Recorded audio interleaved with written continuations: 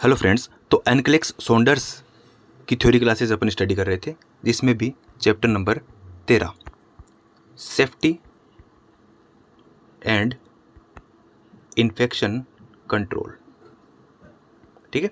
इसका part first अपन ने discuss कर लिया था। आज है पार्ट सेकंड, जिसमें अपन स्टडी करेंगे हेल्थ केयर एसोसिएटेड या फिर nosocomial infection, hospital acquired infection भी इसको अपन बोलते हैं, ठीक है। हॉस्पिटल एक्वायर्ड इन्फेक्शन, ऐसा इन्फेक्शन जो पेशेंट एडमिट होने के बाद 48 आवर बाद क्रिएट होता है, उस इन्फेक्शन को अपन बोलेंगे हॉस्पिटल एक्वायर्ड इन्फेक्शन, ठीक है।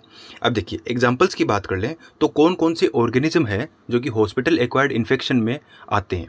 तो सबसे पहले अपने को ध्यान में रखना है clostridium species, vancomycin resistant enterococci VRE, ये भी बैक्टीरिया है, methicillin resistant staphylococcus aureus MRSA, UTI जिसका पॉजिटिव एजेंट है इकोलाई, इस्चेरेचिया कोलाई। तो ये सारे के सारे जो ऑर्गेनिज्म है ये क्या कॉज करते हैं, ये कॉज करते हैं हॉस्पिटल एक्वायर्ड इन्फेक्शन आमतौर पर, ठीक है। और भी बैक्टीरिया हैं बहुत सारे, लेकिन ये आमतौर पर हॉस्पिटल एक्वायर्ड इन्फेक्शन क्रिएट करते हैं। अब देखिए प्रिकॉशंस जो हैं वो अपने को क्या क्या ध्यान में रखना चाहिए।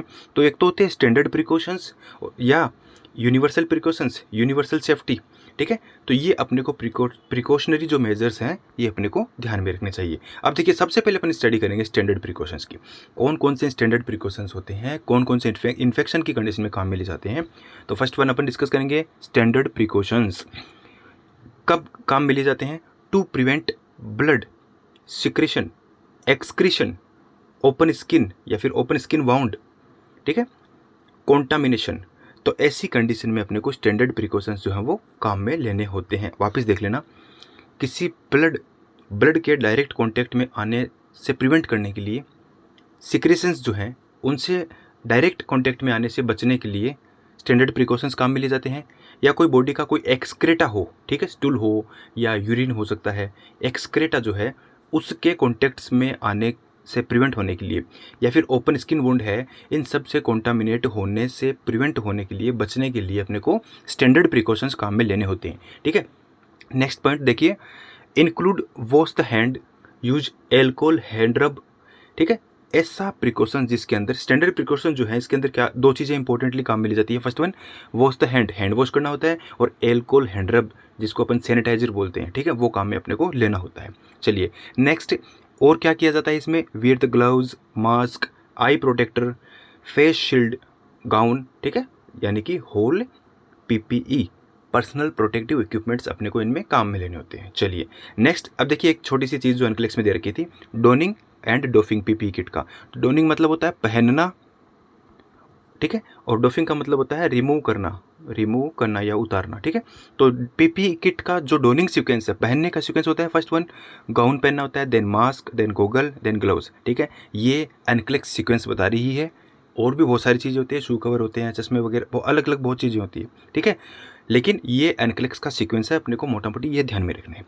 और डोफिंग की बात करें तो जस्ट अपोजिट, जब अपोजिट इसके डोनिंग के, गाउन, सबसे पहले गाउन अपन डोफिंग करेंगे, उतारेंगे, देन मास्क डोफिंग करेंगे, देन गोगल चश्मा, देन ग्लव्स अपन डोफिंग करेंगे। चलिएगा नेक्स्ट, अपन ने क्या पढ़ लिया, अपन ने स्टडी कर लिया स्टैंडर्ड प्रिकॉशंस अपन ने पढ़ लिया। इस वीडियो के साथ में आप लोगों को जो एनक्लेक्स सॉन्डर्स 9th एडिशन की जो PDF है उसको आप साथ में देखते चलना, मैंने वहीं से ही नोट्स बनाई है, ठीक है, एक एक पॉइंट वहीं से लिया हुआ है, थोड़ा सा इजी करके समझाया है बस।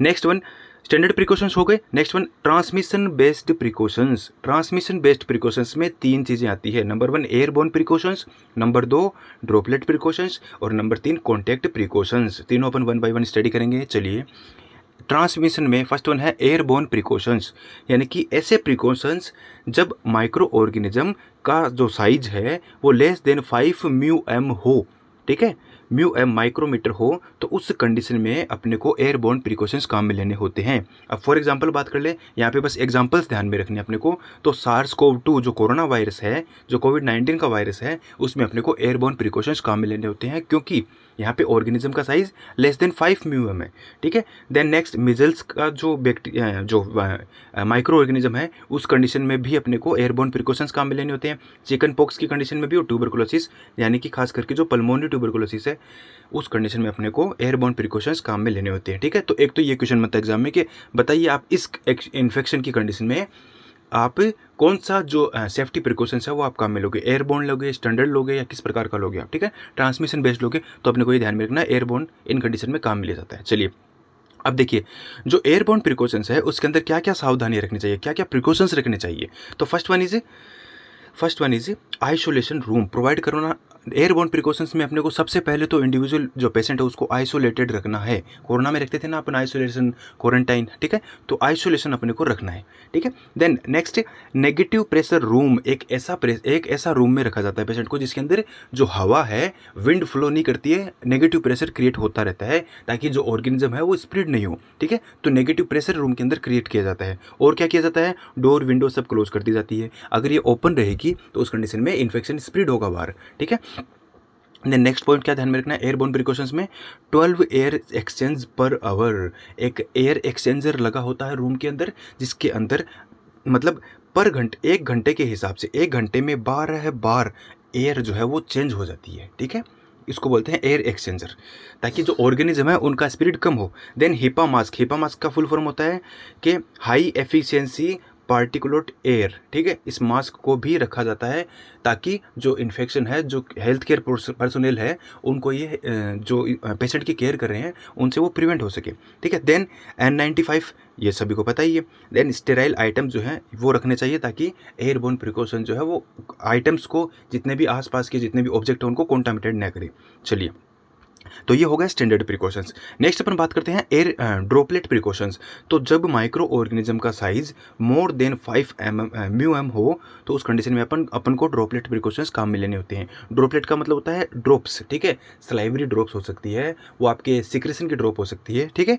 तो उस कंडीशन में अपन कौन सा प्रिकॉशन काम में लेंगे, ड्रॉपलेट प्रिकॉशन अपन काम में लेंगे। अब देखिए इंपॉर्टेंट क्या है यहाँ पे कि कौन कौन सी डिजीज कंडीशन में आप ड्रॉपलेट प्रिकॉशन काम में लोगे। तो इन्फ्लुएंजा की कंडीशन में जो कॉमन कोल्ड होता है, फ्लू का इन्फेक्शन होता है, मेनिंजाइटिस की कंडीशन में आप ड्रॉपलेट इन्फेक्शन काम में लोगे, ड्रॉपलेट प्रिकॉशंस काम में लोगे।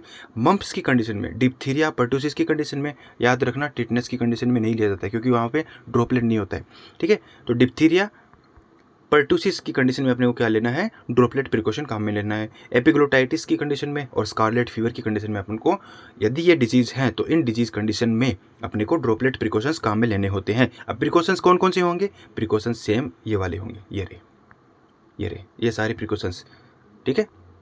ये प्रिकॉशंस ही अपने को काम में लेने होते हैं, ठीक है। एक क्वेश्चन कहाँ से बनेगा, क्वेश्चन सिर्फ यहाँ से बनेगा कि ये कंडीशन देगा अगला आपको, बताइए इनमें आप एयरबोर्न प्रिकॉशंस काम में लोगे या स्टैंडर्ड प्रिकॉशंस या ड्रॉपलेट प्रिकॉशंस ट्रांसमिशन बेस्ड। तो अपने को बताना है ड्रॉपलेट प्रिकॉशंस अपन काम में लेंगे, बस इतना ही है। प्रिकॉशन सेम ही है बाकी।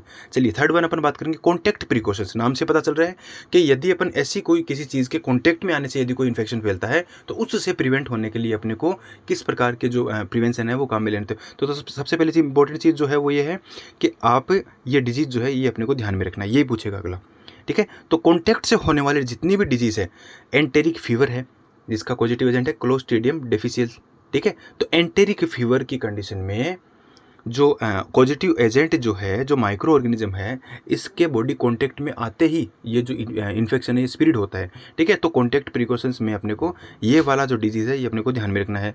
वुंड इन्फेक्शन है तो कोई भी कॉन्टामिनेटेड वुंड के अपन अगर कॉन्टेक्ट में जाएंगे तो जाते ही क्या होगा, अपने को स्प्रेड जो इन्फेक्शन जो है अपने को स्प्रेड हो सकता है। और साथ ही साथ कॉन्टैक्ट से कौन कौन सी डिजीज़ होती है, स्किन इन्फेक्शन, जितने भी स्किन के इन्फेक्शन है, छुआछूत की जो बीमारियां वगैरह होती है, जो अपन बोलते हैं कि टच करने से या स्किन टू स्किन कॉन्टैक्ट में आने से जो डिजीज़ है वो फैलती है, तो वो कौन सी होती है, स्किन की डिजीज़, ठीक है। स्किन जितने भी स्किन इन्फेक्शन है, for example herpes simplex virus, impetigo वगैरह, जितने भी स्किन की डिजीज़ आपको ध्यान में है वो सारी किस में आएगी, कॉन्टैक्ट के अंदर आएगी, कॉन्टैक्ट इन्फेक्शन में आएगी, ठीक है। तो इन डिजीज़ में अपने को कॉन्टैक्ट प्रिकॉशंस अपने को अप्लाई करने होते हैं। Then eye infection, for example conjunctivitis, किसी का टॉवेल यूज़ किया हुआ कर लिया तो उस कंडीशन में इन्फ्लेमेशन, जो कंजक्टिवा अपना है उसका इन्फ्लेमेशन हो जाता है, ठीक है। तो आई के इन्फेक्शन में, तो ये सारी के सारी डिजीज़ कंडीशन है जिसमें अपने को कॉन्टैक्ट प्रिकॉशंस अपने को अप्लाई करने होते हैं, ठीक है। तो इसी के साथ अपना चैप्टर नंबर 13 कंप्लीट होता है। धन्यवाद।